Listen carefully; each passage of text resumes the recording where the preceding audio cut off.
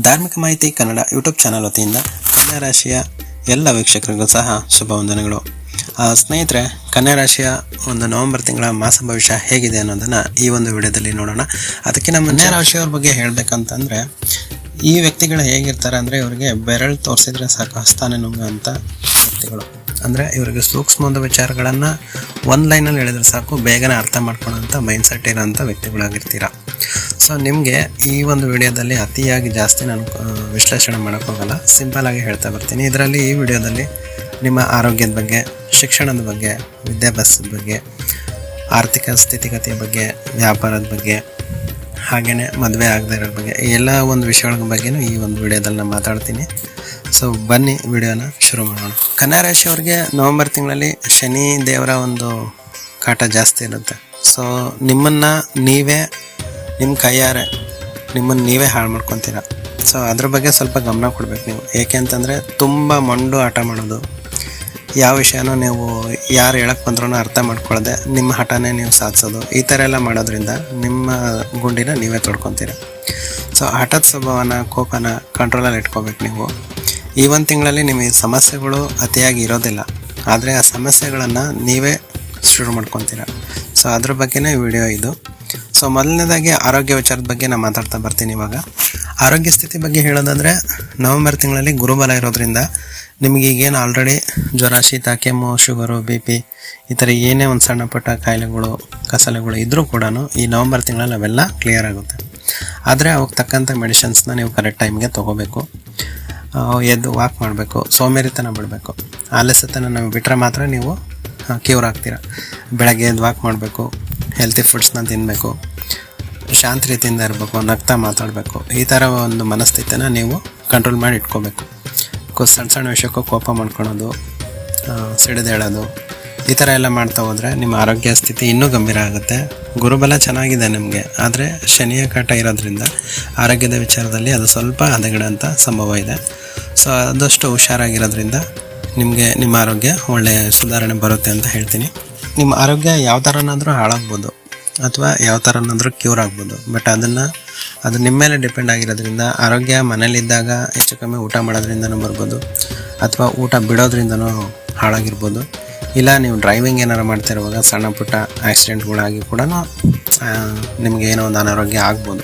So ಇವೆಲ್ಲದ್ರ ಬಗ್ಗೆ ನಾವು ಮುನ್ಸೂಚನೆಯನ್ನು ಏನು ಕೊಡ್ತಾಯಿದ್ದೀವಿ, ನೀವು ಇದನ್ನು ತಿಳ್ಕೊಬೇಕು. ಇದನ್ನು ನೀವು ಆಲಸ್ಯ ತೋರಿಸ್ಬಾರ್ದು. ಸೊ ಈ ಒಂದು ವಿಷಯದ ಬಗ್ಗೆನೂ ಕೂಡ ಗಮನ ಹರಿಸಿ ಸುಧಾರಿಸ್ಕೊಳ್ಳೋಕ್ಕೆ ಪ್ರಯತ್ನ ಪಡಿ.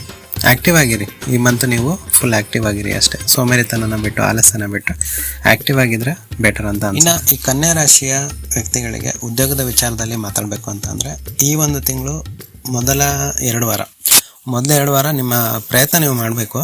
ಪ್ರಯತ್ನ ಇಲ್ಲದೆ ಯಾವುದೂ ಇಲ್ಲ. ಸೊ ಮೊದಲೆರಡು ವಾರ ನಿಮ್ಮ ಪ್ರಯತ್ನಗಳಿಗೆ ಅಷ್ಟೊಂದು ಪ್ರತಿಫಲ ಸಿಗೋದಿಲ್ಲ. ಆದ್ರೂ ಕೂಡ ನೀವು ಪ್ರಯತ್ನ ಮಾಡೋದನ್ನ ಬಿಡಬಾರ್ದು. ಏಕೆ ಅಂತಂದರೆ, ನಿಮಗೆ ನಿರುದ್ಯೋಗಿಗಳಾಗಿದ್ದರೆ ನೀವು ಈ ಒಂದು ತಿಂಗಳಲ್ಲಿ ಮೊದಲ 2 ವಾರ ನಿಮ್ಮದು ಏನೋ ಸಣ್ಣ ಪುಟ್ಟ ವಿಷಯಗಳಾಗಿ ನಿಮ್ಗೆ ಕೆಲಸ ಸಿಗದೇ ಇರ್ಬೋದು. ಬಟ್ 3ನೇ ವಾರ 4ನೇ ವಾರ ಖಂಡಿತ ನೀವು ಹಾಕಿರ್ತಕ್ಕಂಥ ರೆಸ್ಯೂಮ್ ಏನು ಹಾಕಿರ್ತೀರಲ್ಲ, ಅಲ್ಲಿ ನಿಮಗೆ ಜಾಬ್ ಸಿಗುತ್ತೆ, 100% ಆಗುತ್ತೆ. ಇದು ನಿರುದ್ಯೋಗಿಗಳಿಗೆ ಸಂಬಂಧಪಟ್ಟಿದ್ದಾಗಿರುತ್ತೆ.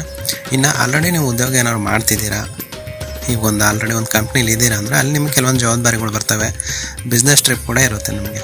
ಅಂದರೆ ನೀವು ಕೆಲಸದ ನಿಮಿತ್ತ ಪ್ರಯಾಣ ಮಾಡ್ಬೋದು. ಅದು ಇಲ್ಲೇ ನಮ್ಮ ದೇಶದಲ್ಲೇ ಆಗಿರ್ಬೋದು ಅಥವಾ ಫಾರಿನ್ ಕೂಡ ಇರ್ಬೋದು.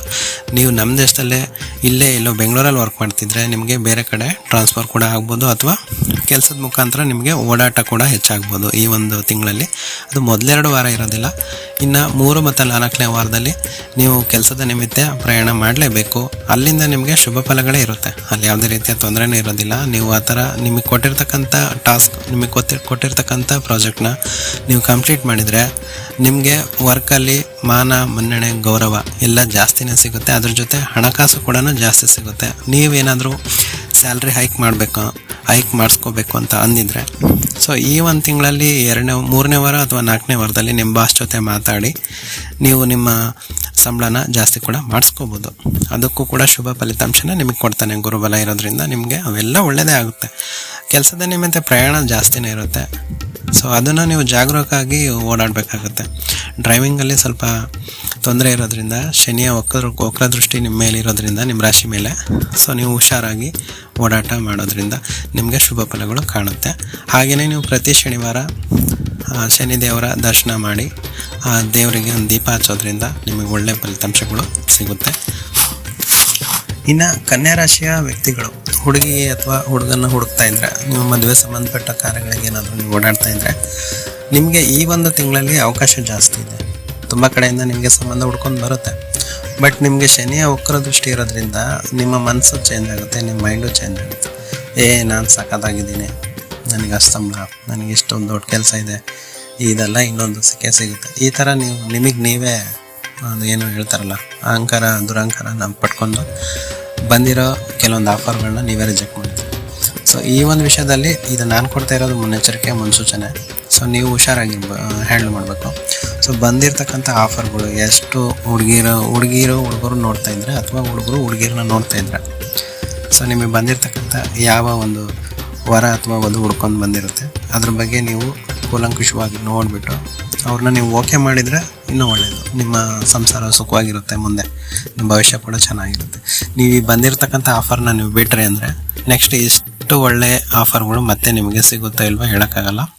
ಯಾಕೆಂದರೆ ನಾವು ನೋಡ್ತಾ ಇರೋದು ಈ ತಿಂಗಳ ಪಂಚಾಂಗ ಮಾತ್ರ. ಸೊ ಈ ಒಂದು ತಿಂಗಳಲ್ಲಿ ನಿಮಗೆ ಬಂದಿರತಕ್ಕಂಥ ಅವಕಾಶಗಳು ತುಂಬ ಚೆನ್ನಾಗಿರುತ್ತೆ. ಈ ಅವಕಾಶ ನೀವು ಸದುಪಯೋಗ ಪಡಿಸ್ಕೋಬೇಕು ಅಂತೇಳಿ ತಿಳಿಸ್ತಾ ಇದ್ದೀನಿ. ಇನ್ನು ಆಲ್ರೆಡಿ ಮದುವೆ ಆಗಿರ್ತಕ್ಕಂಥ ದಂಪತಿಗಳೇನಿದ್ದೀರಾ, ನಿಮ್ಮ ಮಧ್ಯೆ ಮನಸ್ತಾಪಗಳು ಪ್ರತಿದಿನ ಇರುತ್ತೆ, ಎಲ್ಲ ರಾಶಿಯವ್ರಿಗಿರುತ್ತೆ, ಕನ್ಯಾ ರಾಶಿಗೆ ಸ್ಪೆಷಲ್ ಅಲ್ಲ. ಬಟ್ ನಿಮ್ಗೆ ಈ ಒಂದು ತಿಂಗಳಲ್ಲಿ ಶನಿಯ ವಕ್ರದೃಷ್ಟಿ ಏನಿದೆ, ಅದು ನಿಮ್ಮ ಮನಸ್ಸನ್ನ ಕಂಟ್ರೋಲಿಗೆ ತೊಗೊಂಡ್ಬಿಡುತ್ತೆ. ನೀವೇನೇ ಒಳ್ಳೇದು ಮಾಡೋಕ್ಕೋದ್ರೂ ಆ ಶನಿದೇವರು ನಿಮಗೆ ಮೈಂಡ್ ಕಂಟ್ರೋಲಲ್ಲಿ ತೊಗೊಂಡಿರೋದ್ರಿಂದ ನಿಮ್ಮ ಮನಸ್ಸಲ್ಲಿ ಬೇಡವಾಗಿರೋ ವಿಷಯಗಳು ತುಂಬಿರುತ್ತೆ. ಸೊ ನೀವು ನಿಮ್ಮ ವೈಫ್ ಜೊತೆ ಗಲಾಟೆ ಮಾಡಿದರೆ, ಅಥವಾ ನಿಮ್ಮ ಹಸ್ಬೆಂಡ್ ಜೊತೆ ಗಲಾಟೆ ಮಾಡಿದರೆ, ಅದನ್ನು ನಿಮಗೆ ನೀವೇ ಸರಿಪಡಿಸ್ಕೋಬೇಕು. ಮಧ್ಯೆ ಯಾರು ಇಂಟರ್ಫಿಯರ್ ಆಗೋಲ್ಲ, ಆದರೂ ಕೂಡ ನೀವು ಅವ್ರ ಮಾತು ಕೇಳಲ್ಲ.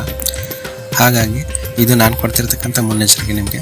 ನಿಮ್ಮ ಒಂದು ದಾಂಪತ್ಯ ಜೀವನ ಚೆನ್ನಾಗಿರಬೇಕು ಅಂತ ಅಂದ್ಕೊಂಡ್ರೆ ಅದನ್ನು ನೀವೇ ಸರಿಪಡಿಸ್ಕೋಬೇಕು. ಯಾವುದೇ ಒಬ್ಬ ಮಧ್ಯ ವ್ಯಕ್ತಿನ ಇನ್ನೊಬ್ಬರನ್ನ ಕರ್ಕೊಂಬಂದು ಮಧ್ಯಸ್ಥಿಕೆ ವಹಿಸಿ ಅವ್ರ ಹತ್ರ ಪಂಚಾಯಿತಿ ಮಾಡೋದ್ರಲ್ಲಿ ಏನೂ ಉಪಯೋಗ ಇಲ್ಲ. ಈಗಿನ ಜನ್ರೇಷನ್ ಕೂಡ ಹಾಗೇ ಇರೋದು. ನೀವು ಹೈ ಲೆವೆಲ್ ಆಗಿದ್ರೂ ಓಕೆ, ಲೋ ಲೆವೆಲ್ ಆಗಿದ್ರೂ ಓಕೆ, ಅಪ್ಪರ್ ಫ್ಯಾಮಿಲಿ ಆಗಿದ್ರು ಓಕೆ, ಲೋಯರ್ ಫ್ಯಾಮಿಲಿ ಇದ್ರೂ ಓಕೆ, ನೀವು ಯಾರನ್ನೂ ಇಂಟರ್ಫಿಯರ್ ಮಾಡ್ಕೋಬೇಡಿ.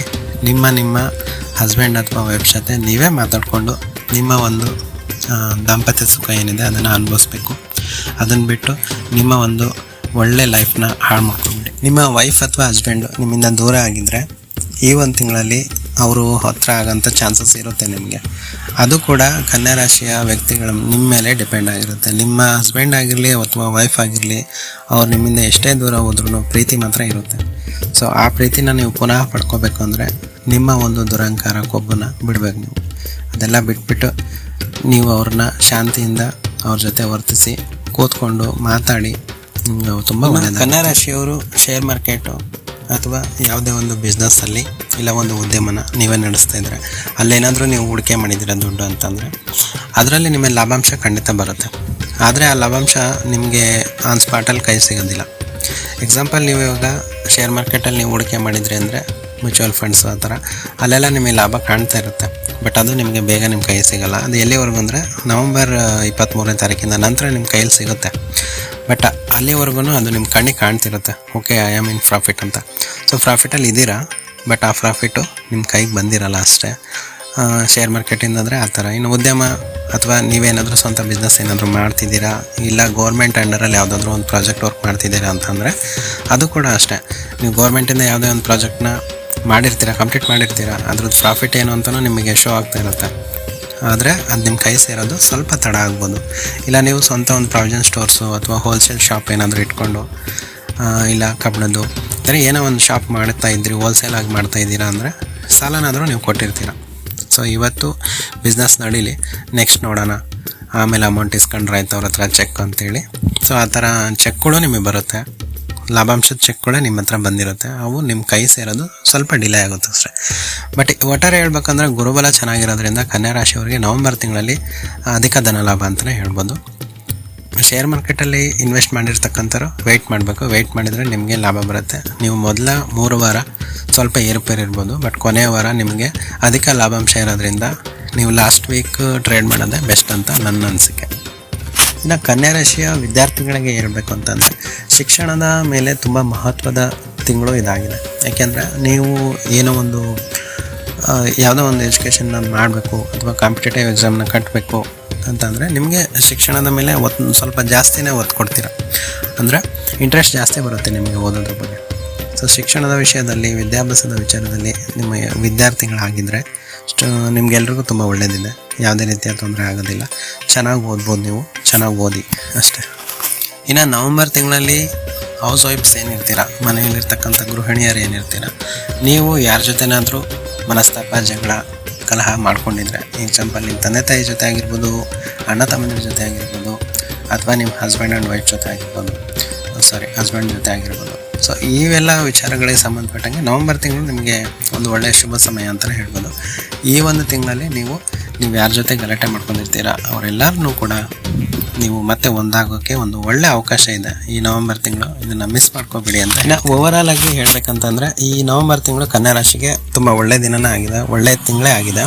ಸೊ ಈ ಒಂದು ನವಂಬರ್ ತಿಂಗಳಲ್ಲಿ ನೀವು ಮಾಡಬೇಕಾಗಿರ್ತಕ್ಕಂಥ ಕೆಲಸ ಏನಪ್ಪ ಅಂತಂದರೆ, ನಮ್ಮ ಒಂದು ಪಂಚಾಂಗದ ಪ್ರಕಾರ ನವಂಬರ್ ತಿಂಗಳಲ್ಲಿ ಕನ್ಯಾ ರಾಶಿಯವರಿಗೆ ಶನಿಯ ವಕ್ರ ದೃಷ್ಟಿ ಇರುತ್ತದೆ. ಸೊ ಶನಿಯ ವಕ್ರ ದೃಷ್ಟಿ ಇರೋದ್ರಿಂದ ನೀವು ಭಯ ಪಡೋ ಅಂಥದ್ದೇನಿಲ್ಲ.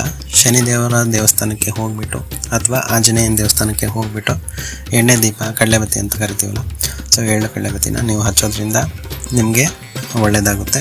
ನಿಮಗೆ ಶನಿ ದೇವರು ಅಥವಾ ಆಂಜನೇಯ ದೇವರು ನಿಮ್ಮ ಹತ್ರ ಸಿಗಲಿಲ್ಲ, ನಿಮ್ಮ ಊರಲ್ಲಿ ಅವು ಇಲ್ಲ ದೇವಸ್ಥಾನ ಅಂತಂದರೆ ನಿಮಗೆ ಹತ್ರ ಯಾವುದಾದ್ರೂ ಗಣೇಶ ದೇವಸ್ಥಾನ ಇದ್ದರೆ ಕೂಡ ನೀವು ಆ ಒಂದು ದೇವಸ್ಥಾನಕ್ಕೆ ಪ್ರತಿದಿನ 21 ಗರಿಕೆ ಪತ್ರೆ ಅಂದರೆ ಆಲ್ಮೋಸ್ಟ್ ಗೊತ್ತಿರುತ್ತೆ ನಿಮಗೆ.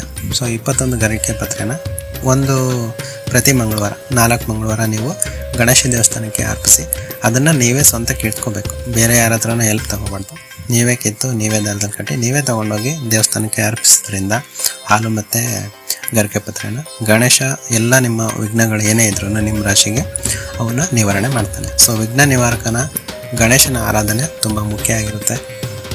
ಇಷ್ಟು ಹೇಳ್ತಾ ಈ ಒಂದು ವಿಡಿಯೋನ ಮುಗಿಸ್ತಾ ಇದ್ದೀನಿ. ಸ್ನೇಹಿತರೆ, ಈ ಒಂದು ವಿಡಿಯೋ ನಿಮ್ಗೆ ಇಷ್ಟ ಆಗಿದ್ರೆ, ನಿಮ್ಮ ಒಂದು ನಿಜ ಜೀವನಕ್ಕೆ ಇದು ರಿಲೇಟೆಡ್ ಆಗಿದ್ದರೆ ದಯವಿಟ್ಟು ನಮ್ಮ ಒಂದು ಈ ಧಾರ್ಮಿಕ ಮಾಹಿತಿ ಕನ್ನಡ ಯೂಟ್ಯೂಬ್ ಚಾನಲ್ನ ಸಬ್ಸ್ಕ್ರೈಬ್ ಮಾಡಿಕೊಂಡು ಕಮೆಂಟ್ ಮುಖಾಂತರ ನಿಮ್ಮ ಒಂದು ಒಪಿನಿಯನ್ನ ತಿಳಿಸಿ.